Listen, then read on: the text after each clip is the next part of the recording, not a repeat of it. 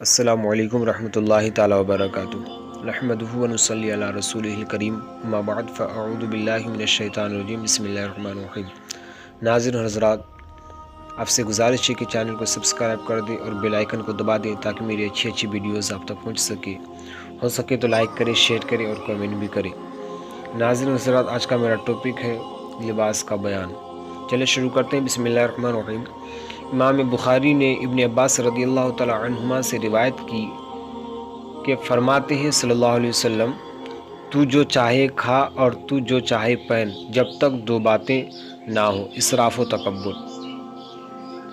اور ایک حدیث امام احمد و نسائی و ابن ماجہ بروایت عمر بن شعیب عن ابی عن جدہ راوی کہ رسول اللہ صلی اللہ علیہ وسلم نے فرمایا کہ کھاؤ اور پیو اور صدقہ کرو اور پہنو جب تک اسراف و تکبر کی آمیزش نہ ہو۔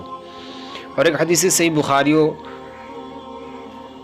صحیح بخاری و مسلم میں انس رضی اللہ تعالیٰ عنہ سے مروی کہتے ہیں کہ رسول اللہ صلی اللہ علیہ وسلم کو حبرہ بہت پسند تھا۔ یہ ایک قسم کی دھاری دار چادر ہوتی تھی جو یمن میں بنتی تھی۔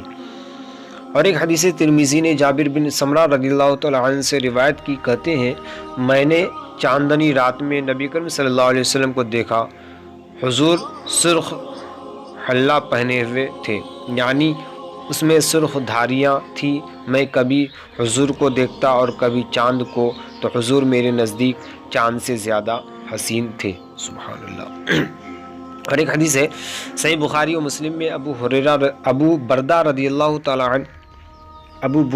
اللہ تعالیٰ عنہ سے روایت ہے، کہتے ہیں کہ حضرت عائشہ صدیقہ رضی اللہ تعالیٰ عنہا نے پیوند لگی ہوئی کملی اور موٹا تہبند نکالا اور یہ کہا کہ حضور کی وفات انہی میں ہوئی، یعنی بوقت وفات اسی قسم کے کپڑے پہنے ہوئے تھے۔ اور ایک حدیث صحیح بخاری و مسلم میں ابو ہریرہ رضی اللہ تعالیٰ عنہ سے مروی کہ رسول اللہ صلی اللہ علیہ وسلم نے فرمایا، جو شخص تکبر کے طور پر تہبند گھسیٹے، یعنی اتنا نیچا کر لے کہ زمین سے لگ جائے، اس کی طرف اللہ تعالیٰ نظر رحمت نہیں فرمائے گا۔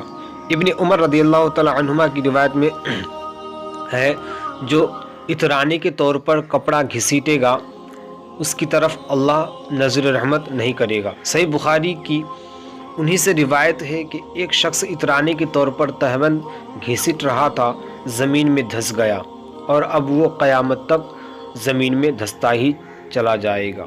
اللہ ہمیں ایسی مصیبتوں سے بچائے۔ اور ایک حدیث صحیح بخاری میں ابو ہریرہ رضی اللہ تعالیٰ عنہ سے روایت کی کہ رسول اللہ صلی اللہ علیہ وسلم نے فرمایا، ٹخنوں سے نیچے تہبند کا جو حصہ ہے وہ آگ میں ہے۔ ناظرین حضرات، امید ہے کہ میری باتیں آپ کو سمجھ میں آئی ہوگی، پھر آگے بات ہوگی انشاءاللہ تعالی۔ السلام علیکم۔